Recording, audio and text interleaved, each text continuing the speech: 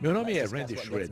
Vamos conversar sobre o que me traz aqui e depois sobre o que poderia trazer você aqui. Em 1990, eu me tornei um distribuidor neste setor notável, o marketing de rede. Nessa discussão, vamos descrever a evolução deste setor, desde muito antes do meu envolvimento nele até hoje em dia. Também vamos discutir especificamente o que poderia fazer com que você se envolvesse no setor e a minha própria evolução aqui. É um negócio surpreendente. Começou há muito tempo, em 1903, aliás, no mesmo ano em que as motos Harley-Davidson. Começou com uma empresa chamada Watkins Products. Os produtos Watkins eram baunilha, canela e especiarias. Se você tem a minha idade ou mais, talvez se lembre do balcão da cozinha de sua mãe. Ou talvez de sua avó. Ou talvez ainda hoje pode ter visto a baunilha, a canela e as especiarias da Watkins. Foi a primeira empresa que habilitou empreendedores individuais a comprar um produto no atacado e vender no varejo. Vendas diretas. Também permitiu que você desse mais um passo. Não apenas comprar no atacado e vender no varejo, mas estender essa oportunidade para outras pessoas. Poder recrutar e inscrever outras pessoas. Isso tem sido assim desde 1903. E entre 1903 e 1942, não mudou muita coisa no setor. Surgiu um grupo de empresas de vendas diretas. Não havia tecnologia que pudesse ser aplicada ao setor. Não estavam sendo geradas grandes rendas, mas o setor nasceu em 1903. Em 1909, um dos primeiros sinais de que um novo setor estava surgindo ocorreu. A primeira cópia da empresa. A W.T. Raleigh, sem dúvida, foi uma cópia da empresa Watkins Corporation. À medida que estudamos e discutimos o nosso setor, veremos que parte de uma evolução contínua foi uma empresa copiar a ideia de outra empresa e tentar aprimorar essa ideia. Às vezes conseguindo e às vezes não. Aliás, um acréscimo interessante nesse pensamento, pelo menos interessante para mim, como minha própria introdução ao setor, é que a primeira empresa de vendas diretas e, portanto, a primeira empresa de marketing de rede foi a Watkins Corporation. Em 1982, eu vendi um negócio que possuía para a Watkins e me vi dentro da empresa. Eu não era distribuidor, estava na equipe de administração da empresa. Foi uma experiência excepcional para mim, observar uma empresa de marketing de rede que existia literalmente há décadas, há gerações. Conheci pessoas cujos pais e avós haviam se envolvido. Eles continuam a obter rendas significativas, receitas recorrentes e permanentes. Essa é a característica essencial de uma empresa de marketing de rede desenvolvida adequadamente. De qualquer forma, tudo começou em 1903. A próxima ocorrência significativa foi em 1942. Nasceu uma empresa chamada California Vitamins. A California Vitamins foi significativa para a continuidade da evolução de nosso setor por diversos motivos. Na California Vitamins, era possível não apenas comprar produtos da empresa e vender para outras pessoas, você podia recrutar outras pessoas para fazer isso de certa forma em seu nome e ser pago durante 2 gerações. Foi a primeira empresa de marketing multinível. O setor de marketing de rede, ou marketing multinível, é muito interessante. É um setor que criou riqueza para muitas pessoas. Porém, tem uma característica estranha. O setor de marketing de rede tem a capacidade de provocar sentimentos de insegurança, mesmo nas pessoas mais seguras. Se eu perguntar a um médico em que ele trabalha, vai responder com orgulho: sou médico. Por quê? Porque acha bom ser médico. A sociedade já decidiu previamente o que significa ser um médico. Se eu conheço alguém que é advogado, vai me dizer: sou advogado. Dizem isso com orgulho. Não sei bem por quê. Estou brincando. Meu filho é advogado. Mas a sociedade diz que é bom, que significa muito ser advogado. Quando alguém diz trabalho no setor de marketing de rede, com frequência fala com alguma insegurança. Um setor curioso, essa capacidade para provocar sentimentos de insegurança até entre os mais seguros. Eu espero que você esteja entre as pessoas que, como eu, podem olhar qualquer pessoa nos olhos, não importa se é candidato, novo membro da organização ou parente, e dizer: os princípios fundamentais que regem o marketing de rede são superiores aos que regem os negócios convencionais.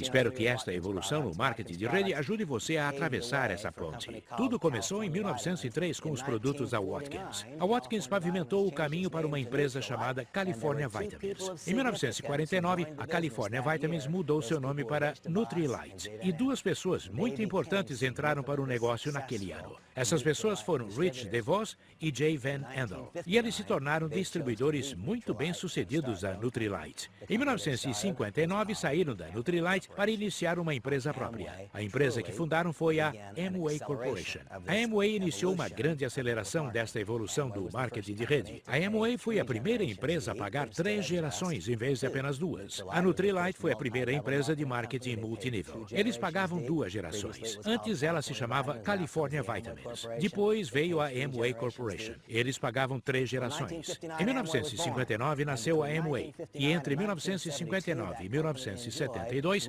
essa empresa teve um crescimento praticamente irrestrito. Em 1972, a Amway Corporation tinha um faturamento anual de 600 milhões de dólares. Pense nisso, 600 milhões de dólares em 1972, tendo partido do zero, do nada, de um brilho nos olhos.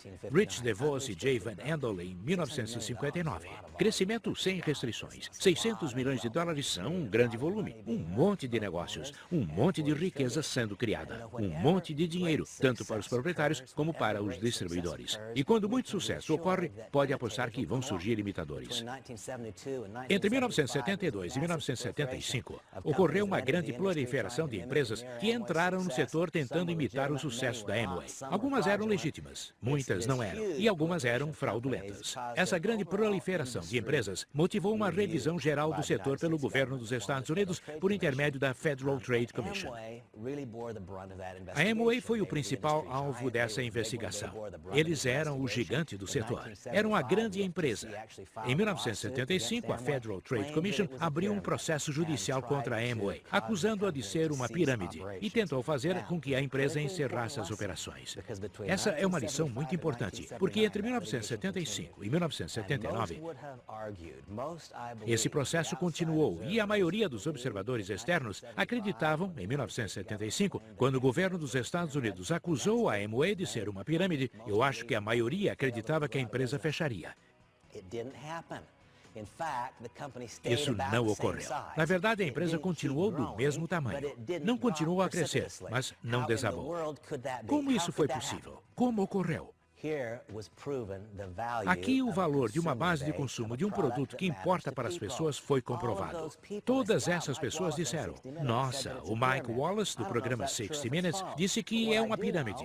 Não sei se é verdade ou mentira, mas sei que gosto do produto. Sei que eles fazem o que devem fazer e continuam enviando o meu pagamento. O cheque chega todos os meses. É compensado no banco.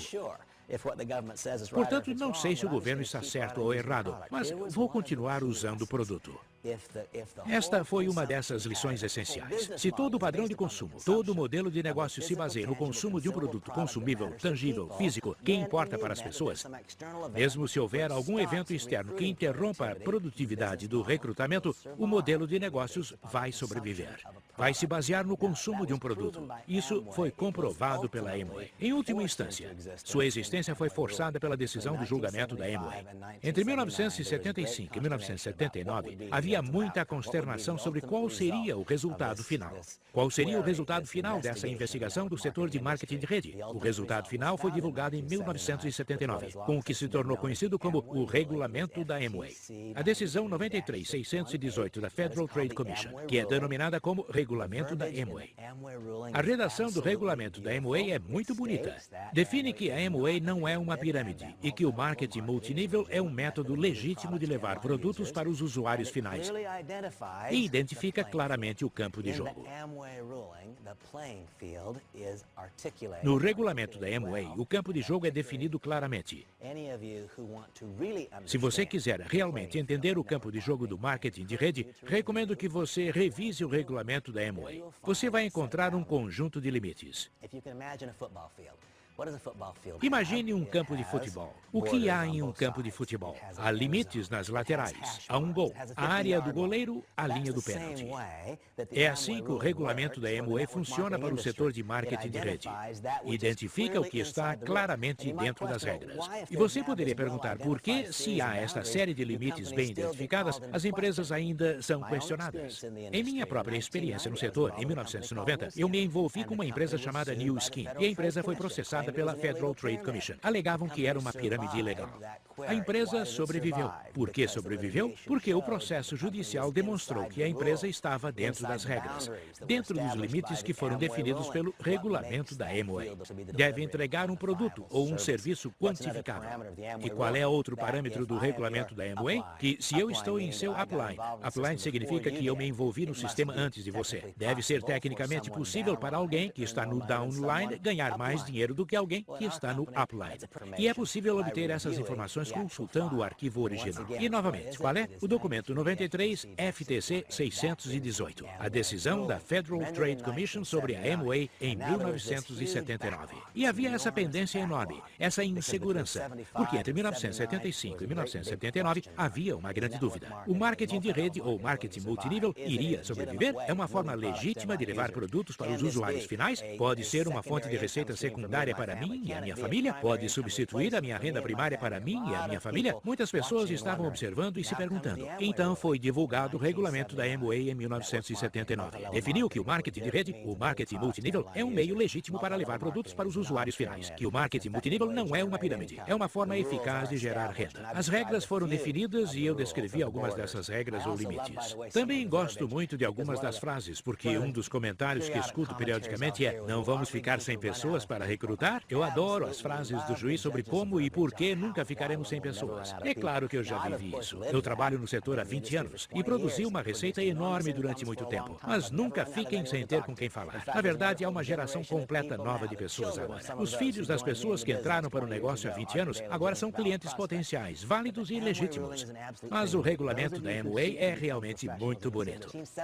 Em 1979, com o regulamento da Amway, o campo de jogo foi bem definido e identificado. Nos 3 anos seguintes, houve praticamente a abertura das comportas de uma barragem. Entre 1979 e 1982, 2 milhões de pessoas apenas nos Estados Unidos entraram para o setor de marketing de rede. 2 milhões de pessoas. E entre 1979 e 1982, o sistema se solidificou, porque as pessoas começaram a ganhar muito dinheiro. Atualmente, o setor já garantiu o seu sucesso. A viabilidade a longo prazo do setor foi garantida, porque agora tem legitimidade comprovada. E, como resultado do aumento incrível nas rendas obtidas pela liderança em algumas empresas entre 79 e 82, as pessoas que tinham opções positivas significativas agora começaram a avaliar o setor de marketing de rede como uma fonte primária de renda, em oposição a apenas uma fonte secundária de renda.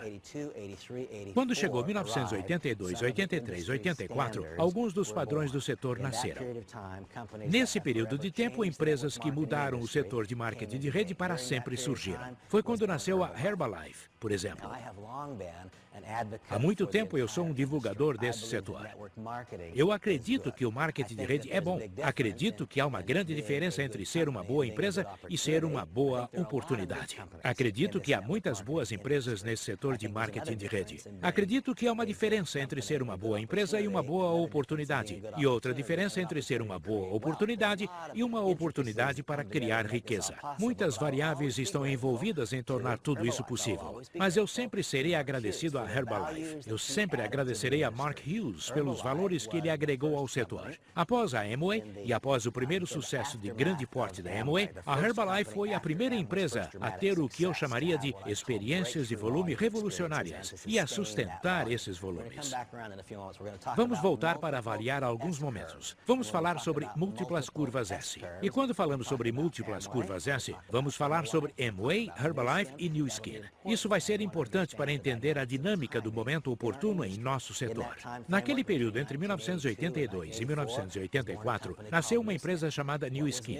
Qual foi a contribuição primária da Nu Skin para o setor? A Nu Skin foi extremamente importante, em minha opinião, porque a Nu Skin foi a primeira empresa a realmente reconhecer que a liderança nesse setor é escassa. Na verdade, devo dizer que a liderança é escassa em geral. Como um plano de marketing reage a esse dilema é de importância crítica. A Amway foi a primeira empresa realmente grande de marketing de rede. Eles pagavam 3 níveis de liderança. Eu poderia inscrever você e você poderia inscrever mais uma pessoa. Teríamos 3 níveis de liderança e esse seria o nível do pagamento. Com muita frequência, precisamos pesquisar mais profundamente, além da primeira, segunda ou terceira geração, para encontrar uma verdadeira liderança. Mas Brigg e Lita agregaram um valor exclusivo. Se o plano de marketing pagasse 2 ou 3 gerações, será que Brigg e Lita teriam sido encontrados? Quem sabe se essa liderança liderança teria mergulhado fundo o suficiente para chegar a eles. Qual é o valor primário? Ou pelo menos um dos valores primários significativos que a New Skin agregou à equação? Eles foram o primeiro plano de marketing a pagar em 6 níveis de profundidade. E ao pagar em 6 níveis de profundidade, o que estavam dizendo? Estavam dizendo, nós entendemos que a liderança é escassa e entendemos que você vai precisar trabalhar muito profundamente na organização para encontrar a qualidade de liderança que vai sustentar tudo. E qual é outro valor tremendo que a New Skin agregou? A New Skin tornou-se uma empresa de capital aberto. E não apenas uma empresa de capital aberto, a New Skin é negociada na Bolsa de Valores de Nova York e foi seguida por algumas das maiores e melhores empresas em Wall Street. Isso mudou o nosso negócio. Antes as pessoas eram críticas ou desconfiadas em relação ao setor. Ajudou a avançar a minha carreira quando eu dizia, vamos ver a opinião da Merrill Lynch. Vamos ver a opinião da Merrill Lynch porque podemos revisar os comentários dele sobre o setor de marketing de rede, estudando a New Skin. Vamos ver o que a Goldman Sachs pensa. Vamos analisar a opinião das diversas empresas financeiras de Wall Street. A decisão de Wall Street de adotar o setor de marketing de rede deve-se em alguma medida à New Skin. Eles foram uma das primeiras empresas a obter a aprovação generalizada de Wall Street. Quando Wall Street disse sim, começou a parecer uma bobagem que nós, os indivíduos, disséssemos não, não foi? Se a Merrill Lynch diz sim, quem é você para dizer não? Quando eu encontro alguém que diz, Randy, tenho minhas dúvidas sobre o setor de marketing de rede, eu digo, bem, a Merrill Lynch não tem dúvidas. Eles gostam. Eles subscrevem empresas do setor. Eles monitoram essas empresas. Fazem recomendações positivas sobre ações de empresas do setor, especificamente a New Skin. A Herbalife também se tornou uma empresa de capital aberto. Acredito que isso acelerou ainda mais esta evolução do marketing de rede. E nós aprendemos mais algumas coisas. Há alguns instantes, eu disse que íamos falar sobre essas múltiplas curvas S. O que eu quero dizer com isso? Imagine um eixo X e um eixo Y. Todas as empresas começam no canto inferior esquerdo do gráfico. Infelizmente, a maioria das empresas termina no canto inferior esquerdo. Elas não saem do andar térreo, mas veja como funciona. Se o produto ou serviço de uma empresa deixar de ser desconhecido e começar a se popularizar, ocorrerá um período de crescimento profundo e notável.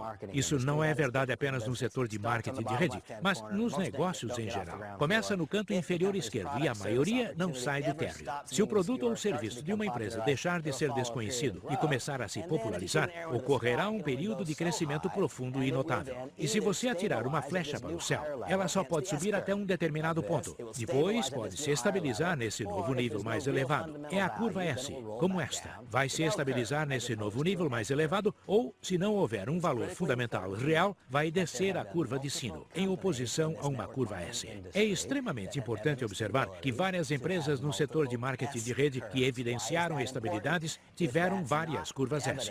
Por que isso é importante? Se isso não é óbvio, o momento oportuno torna-se tudo. Se você não é um dos primeiros, não tem realmente uma oportunidade. Alguém precisa se perguntar, eu deveria me envolver? Porque se só é bom se eu sou um dos primeiros, talvez eu não deva entrar nisso. Vamos analisar a história da Amway outra vez. A empresa começou em 1959. Passou por um período de crescimento irrestrito até 1972, alcançando 600 milhões de dólares em vendas. Então esse crescimento parou. Isso é típico. Sempre que ocorre um crescimento notável durante algum tempo, quase sempre ocorrerá algum evento externo que vai interromper o crescimento. Desta vez foi um evento externo, muito profundo.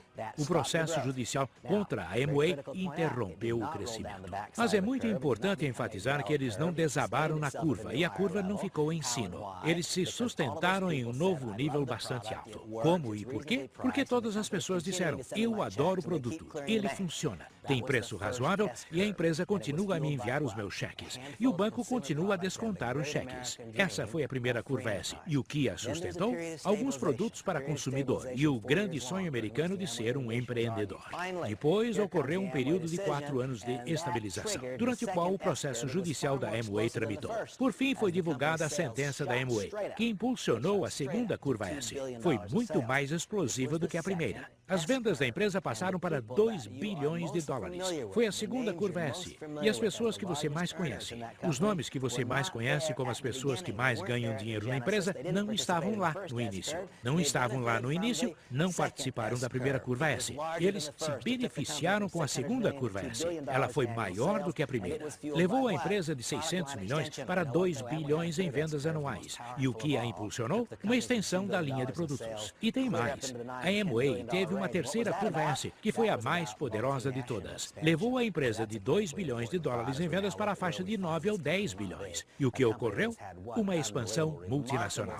Esse é um pensamento extremamente importante. Quem mais teve curvas S? A New Skin teve várias curvas S. A primeira foi um crescimento profundo nos Estados Unidos. A segunda curva S, no caso da New Skin, foi a diversificação divisional, quando passaram de ser a New Skin sozinha para ser a New Skin e outra divisão. A Big Planet provocou uma segunda curva S. A ID e farmacêuticos provocaram outra curva S, e depois a expansão multinacional provocou outra curva S. A Herbalife teve várias curvas S. A Sunrider teve várias curvas S. Nesta evolução de marketing de rede, o que aprendemos? Aprendemos que, embora uma empresa passe por uma temporada de crescimento profundo e notável, isso não precisa implicar que não há mais possibilidades. Na verdade, pode sugerir, e sugeriu entre as melhores, que é a definição do cenário por uma temporada de crescimento ainda maior e mais notável. E a história sugeriu que as maiores rendas são obtidas pelas pessoas que chegam para a segunda curva S, ou a terceira curva S.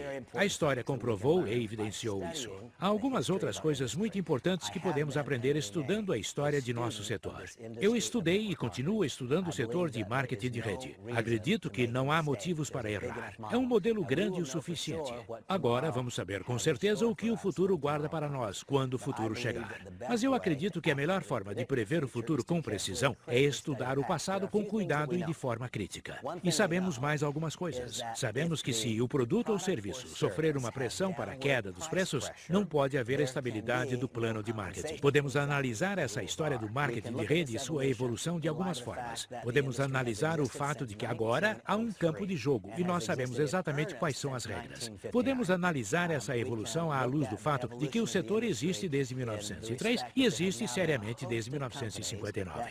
Podemos analisar a evolução do setor em relação a que agora existem muitas empresas que surgiram há mais de 20 anos. O setor não está mais sendo questionado. É isso que eu quero que você entenda. Há 20 anos, quando eu me envolvi, o setor em si, de certa forma, ainda estava sendo questionado. Eram poucas as empresas que existiam há 10 ou 15 anos. Muito poucas. Atualmente, o setor não está mais sendo questionado. Eu não acredito que esse conhecimento seja realmente público. Não acredito que as pessoas em geral entendam isso. Mas o setor em si não está mais sendo questionado. Empresas como Amway, Shaklee, Herbalife, Melaleuca, New Skin e NSA, há tantas que existem desde o início dos anos 80 que continuam a obter centenas de milhões ou até bilhões de dólares em receita anual. O setor simplesmente não está mais sendo questionado. A próxima coisa que podemos identificar é o fato de que atualmente existem muitos casos de empresas com uma série de temporadas de crescimento. Não são apenas momentos pontuais em que uma empresa tem um período em que entra na moda e cresce muito. As empresas bem construídas e bem gerenciadas, que têm os elementos realmente implementados para o sucesso, demonstraram uma capacidade de ter várias curvas S. Podemos identificar o fato de que o setor agora foi adotado globalmente, sendo que quando eu me envolvi pela primeira vez no setor, era quase exclusivamente um negócio baseado nos Estados Unidos. E podemos aprender ainda mais. Podemos aprender ainda mais com esta evolução em marketing de rede, porque podemos avaliar o design do plano de remuneração. Quando o setor nasceu, só permitia a compra e a venda de produtos, vendas diretas. Então ocorreu aquela metamorfose e surgiu um setor de marketing multinível, primeiro com pagamentos em 2 níveis, depois 3, e depois, com a New Skin, em 6 níveis. E a remuneração também evoluiu de forma notável, quando se percebeu que a liderança é escassa.